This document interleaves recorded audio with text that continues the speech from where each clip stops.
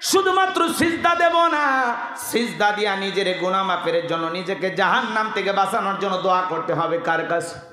দোয়া করে আল্লাহর কাছে বলবো, রব্বানা সরিফান্না আযাবা জাহান্নাম ইন্না আযাবাহা কানা গরামা। হে আমাদের রব, ওই কঠিন জাহান্নামের আগুন থেকে আমাদের মুক্তি দাও। ওই জাহান্নামের আযাব শাস্তি সহ্য করার ক্ষমতা আমাদের নাই। ইন্নাহা সাআত মুস্তাকাররাম ওয়া মুকামা।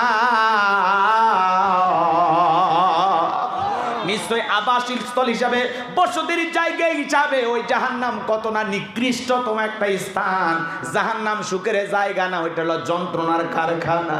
জাহান্নাম বড় কঠিন জায়গা। আমার আল্লাহ রাব্বুল আলামিন বলেন, ইন্না জাহান্নামা কানাত মিরসাদা লিত্তাগিনা মাআবা।